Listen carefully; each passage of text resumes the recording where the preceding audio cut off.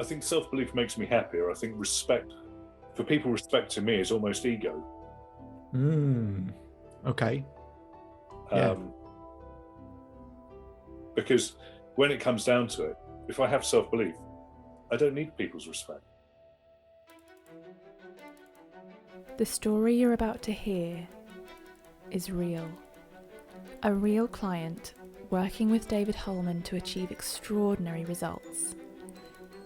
David has worked with high performers such as Olympic athletes and business owners, as well as those looking to develop meaningful relationships. Aside from names and certain characteristics which have been changed to protect clients' confidentiality, all other details are true. This special season is brought to you by the Self-Belief Chief podcast. We continue from the last episode, speaking to someone who'd been attacked by their ex-partner. I mentioned about how those sorts of incidents and moments can shake our identity. And I want to help him realign to his very best self, maybe a version of him that he's never met before. I'm going to take him through a values-based exercise to uncover various layers that are going to surprise him along the way. And actually that he can see he's made it a bit more difficult to enjoy life, as many of us do. I want you to really pay attention, close attention, to some of the questions that I'm asking. Some of them will sound like very similar questions, but I'm really trying to get to the heart of the matter. And when we start hitting the core, notice how his physiology changes, how he talks with more freedom, and how he finally gets to become who he's always wanted to be. As we begin the episode, I've just asked him what values does he think he's been living by up until now. Let's get into the episode. I think probably helping others has been at the top. Helping others, okay. Probably followed by love. Love. Integrity. Honesty. Being a gentleman. What order do these values have to be in for you to be as happy as you could possibly be? There are 3 things you can do. You can change the order, you can take some out, and you can put in new ones. Top of the list has to be integrity. Okay. Being happy with myself, knowing my own value. Why does integrity make you happy? A sense of certainty. To have integrity, you would know your mind, have the certainty in your actions, and whatever other people may perceive about, their perception of things, to be certain in yourself. Okay. Why does certainty make you happy? Because it prevents or reduces anxiety and procrastination. Okay. I'm going to ask a load of annoying questions, so bear with me. Why does reducing anxiety make you happy? Because I'm not worrying about what other people think, what other people are doing, whether my actions are hurting other people, and having a sort of a worry that I'm not being fair to myself or others. If you're not worrying, what does that allow you to do instead of worrying? Get things done. Better with people. Good. What was that last bit? Communicate better with people. Communicate better with people. Good. Why does communicating better with people make you happy? I feel more confident. Feel more confident. Good. Why does confidence make you happy? I promise this interrogation will end soon, but it's a greater sense of well-being and value in myself. And you said about, one word you used therefore is well-being. Okay, good. And the other side of it is you said it allows me to get things done. Doing what things make you happy? My work, but not being efficient, and the satisfaction and the feeling I get once I know I've done my work to the best of my ability and I'm happy with the results, but also then being able to step away and go and do things without, whether it's the garden or doing some bits and pieces for myself, or when I've got the children, having the satisfaction of their enjoyment, and not having it cluttered with, I've still got to get this done, I haven't done this yet, or this went wrong, what did I do wrong, and various other things. Good. So the reason I ask the sequence of questions is because we're asking the question, what would make you as happy as you could possibly be? And you said integrity, which nothing wrong with that. Great. But I just wanted to test the waters. Why does integrity make you happy? Well, it gives me certainty. Is certainty about being happy, or is it about not feeling unhappy? Yeah. So I asked the question, okay, so what about certainty? Well, it allows me to do this better. Well, what does doing those things allow you to do? Or if that's certain of that sorted, what does it allow you to do? Where we got to, you say these words in a different way to all the other words you're talking about. When you talk about well-being or satisfaction or being able to enjoy time with your children, it doesn't have the intensity of integrity and certainty. My argument might be, only based on the way that you reacted to talking about each of those parts, is that it's not that it's integrity and certainty that make you happy. It's that those things allow you to do the things that make you happy. Yeah. So you can keep integrity, by the way. It's not for me to say what should be in this list.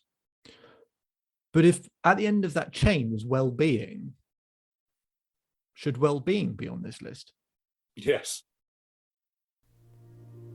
So I went through that line of questioning because I have found over the years this is what all human beings do. We prioritize things, behaviors, values, actions that just keep us secure, that keep us safe, to not go through too much trouble.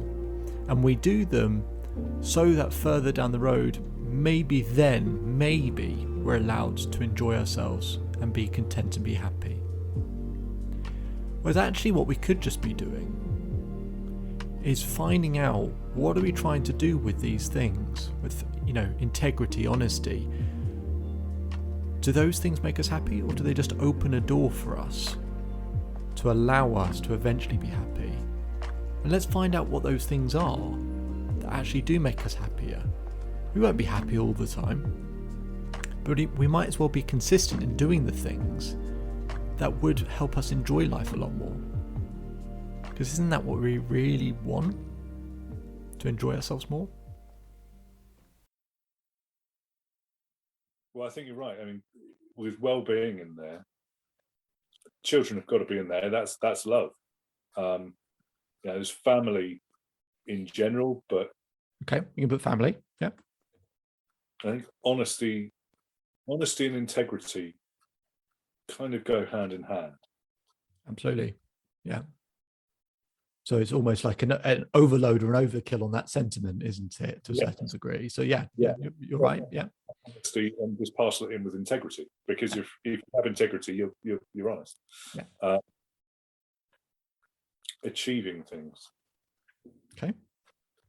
Setting a goal or a task and achieving it to your own satisfaction gives you that sense of well-being, that glow inside, the confidence, quality of life. That's something that I think everybody wants to strive for, and a value that everybody wants to achieve. I think learning as well. You mentioned learning. Yeah, good. Okay. Yeah. I love learning new things. I've got far too many books. Just that I love reading, and you always learn something different. Or learn. I'm reading P.G. Wodehouse at the moment. I've just bought some Oscar Wilde, and all that. You just sort of soak in the language, and Yeah. I think it's fascinating. Good. Great. And that's gives me, achievement and well-being and that kind of thing as well. Good. I'll always be a gentleman because that's just how I was brought up. Does it make you as happy as you could possibly? If it does, great. Does it make you? Yeah. Yeah, I think maintaining that standard that doesn't lessen to other people. Okay. Going back to the situation that developed last week, I was always brought up that when everybody else around you is losing their head, you keep yours. Mm-hmm. Crisis management. Everybody who I went to school with, and who grew up in that environment, you were taught that when there is a crisis, you are the person that people turn to, which I hold as a significant value in. And as always, I've been in shops which have, we've had guys come in with hammers trying to smash through the windows and stuff.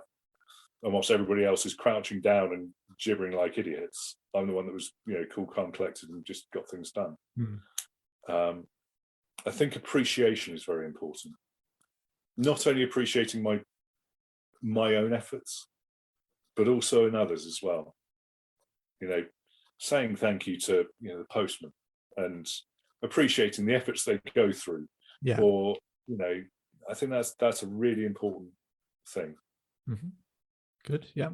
I think that kind of in respect, and again, not respecting other people, their lives, their standards, their values, but also respecting my own. Okay. Why does respect make you happy? Not why is it a good thing or makes you feel good? Why does it make you happy? I think it's a courtesy. I think it's a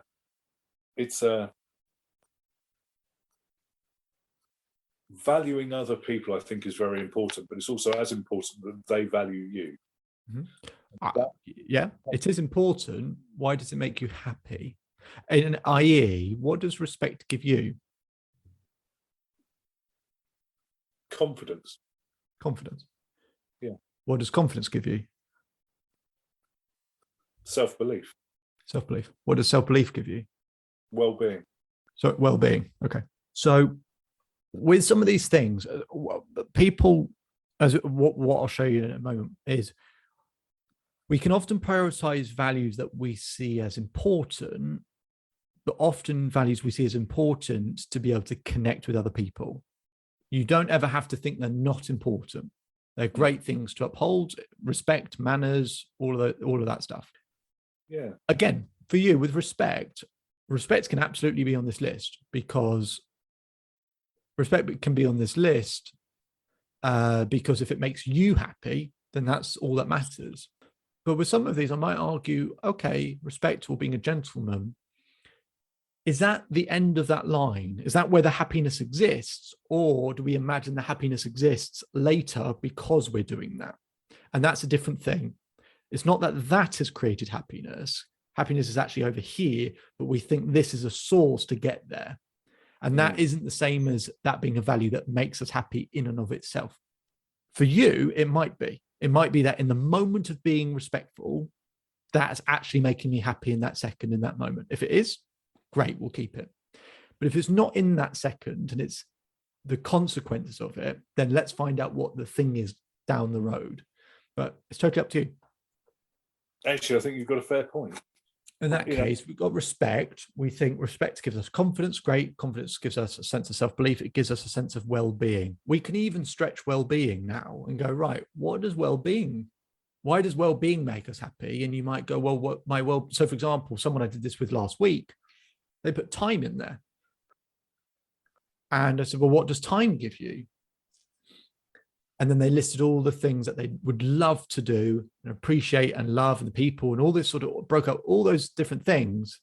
And so what we had with inside time was actually 10 values that he really valued. And then they all went in there instead of one thing that was time. Now, he could have put time in there because having time can make us happy as well, because it gives us a sense of freedom. But that might be what's going on here in terms of that well-being allows us, from what it sounds like to me, is space to breathe. Yeah. Amongst everything else going on. And when we've got space to breathe, then we can get our head up and we can see the horizon and actually see what matters. And that's the stuff that we really value. So maybe the way for you to think about it is, if I'm on the beach and respect is where the beach is, what's on the horizon? Ooh. Respect gives me a sense of self-belief, because it shows that other people believe in me, and it shows that what I do and how I feel is of value or matters. And I felt for a long time from many different people that I'm not valued or I'm not respected, which has made me feel undervalued and taken for granted. Self-belief. Sometimes we want self-belief and we go, I can't get that, so maybe I'll try and settle for getting some respect. Yeah. And so we might argue, okay, maybe self-belief should be in there instead of respect. I don't know. That's totally up to you. If the purely the sound of the word or phrase, the word self-belief that sound makes you happier than the sound of respect, or if it gives you a greater sense of ease and freedom and makes you happier in that sense, then let's put that in there. Well, I think self-belief makes me happier. I think respect, for people respecting me, is almost ego. Okay. Because when it comes down to it, if I have self-belief, I don't need people's respect. Good. That's a really it's quite a profound point you make, because one of the problems, I did a talk quite recently on sort of today's generation, I guess, and what's happened was 100 years ago we valued character, and today we value personality. Personality is what you show outwardly and externally and receive, and character is about what you're actually doing internally and sharing. Yeah. Personality is what do I show and get, and characters, who am I and what do I share? When you live through character rather than personality, people are a hell of a lot happier. That's why people on reality TV shows where it's all personality, and they start getting, because personality gets rewarded today. That's the problem. That's why people are miserable, because they try and create the personality rather than develop their own sense of character. I think the difference between respect and self-belief, in the way that you've described it, is self-belief is that character trait and element, and getting respect is that sort of external validation personality thing. What other changes would we make? You're doing really, really well so far, by the way. Really well. What other changes would we make? I think your point about external validation, if I'm happy in what I do, then I shouldn't need the gratitude and appreciation of other people as a sort of pat on the back. And I think that, whilst I will always do my best to help other people, perhaps I've been doing it for the wrong reason, to get that gratitude, to get that respect, as a boost to my own feeling of self-worth, rather than feeling worth enough on my own, and that being a byproduct. And I think a lot of those things are sort of helping others. I think courtesy is a good value, but I think very much like you, it's something that I've been brought up with, to do as the right thing, not necessarily something that makes me happy. Exactly that.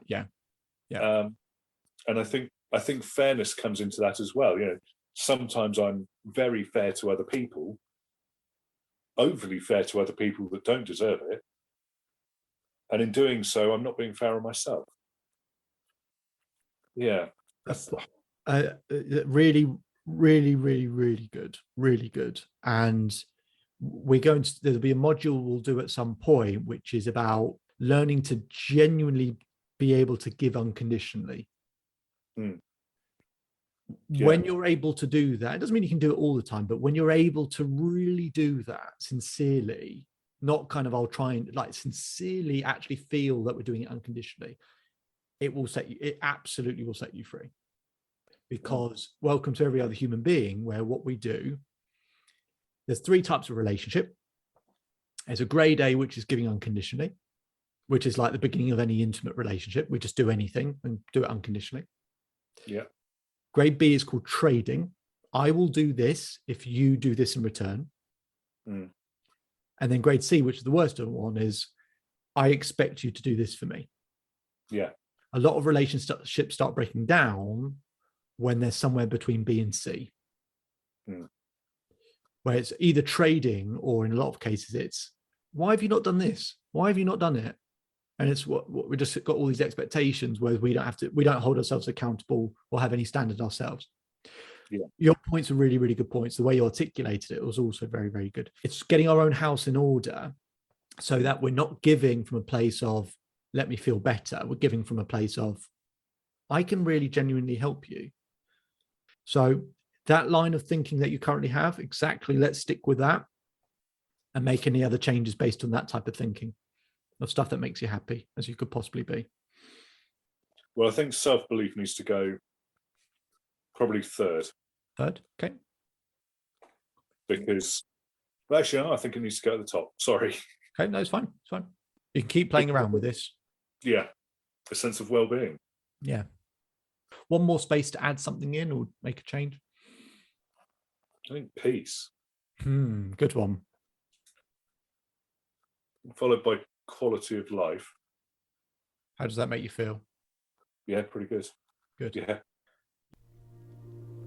Let's play a game where you put a coaching hat on for a moment and see if you can spot what's going on.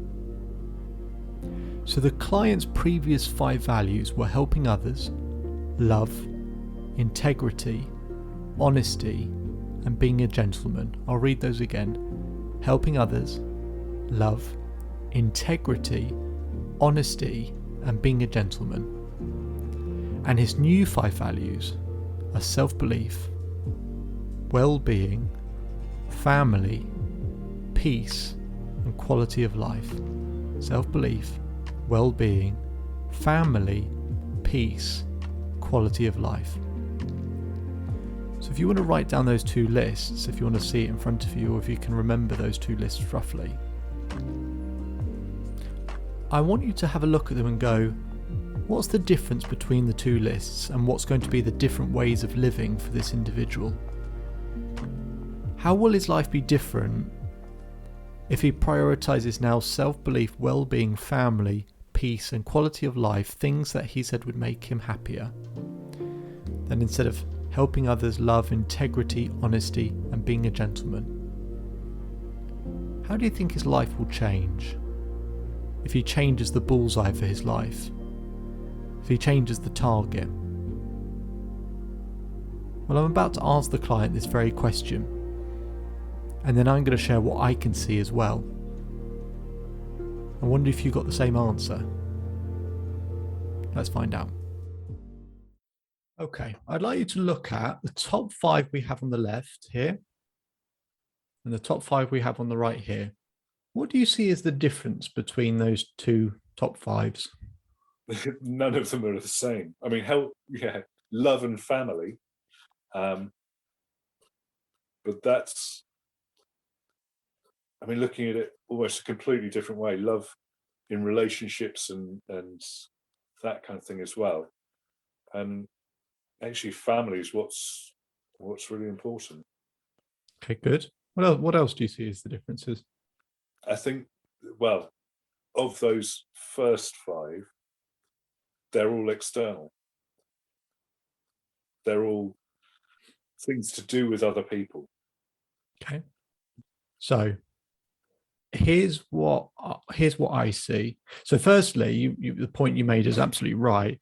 we can't be happy all of the time, but we can at least be content, right? Or try and be content most of the time. But nonetheless, everyone has the target of trying to be happy. What I find with most people is if happiness is facing this way, everyone's facing this way. Yeah. That their list is nowhere near the target of what actually makes them happy. Mm. So here's the difference I see between those top fives. The list on the left, I think, by the way that you described each of them, helps you avoid pain. Yeah. If I help people enough, or if I have enough integrity, or if I'm honest, or if I'm a gentleman, then I won't experience as much pain. And I say that because you literally said those words at one point. Yeah. The list on the right helps you access pleasure. Yeah. It's great to see the smile on a client's face when they start to see what the bullseye for their life is, because we all want to enjoy ourselves or be content or find some happiness. But I find most people just don't know what that bullseye looks like. He now knows, not because I said what it is, but he's told me. Family, well-being, self-belief, peace, quality of life. They're his values, and he can make all his decisions or choose the actions he's going to take or follow a direction for his life, all based on those 5 values as his North Star, as a bullseye. You can do the same to find out what that bullseye is for you, to make life easier, to enjoy yourself more. It doesn't always have to be so complicated. Now, the next step I do with this client is showing them how to meet those values all of the time by investing in lots of different places to meet each of those values. Not just achieve that value in one place, but achieve it in 50 different ways so that they always have those values every single day and they're never without them. But I just wanted to show you this initial step because once you know that bullseye, the weight that comes off your shoulders,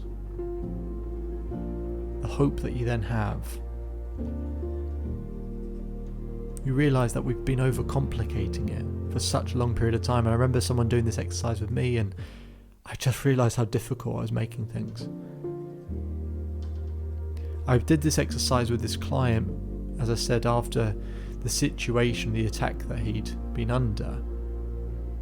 It can shake our identity, something that I think he'd been questioning already anyway. I wanted to not only firm it up, but make him so unbelievably compelled by this new vision, this new identity. One that I'd actually get him to give a name to as well. A new name, so that he can always go back to and return to that identity. And in the future, he can continue to look after himself because he can always make an adjustment to those 5 values. He can always introduce a new one and take one out just to keep making things better and keep improving things. And you can do exactly the same. My name is David Holman. If you change today, today will change your life. So enjoy the rest of your day, enjoy the rest of your life, and I'll speak to you again soon.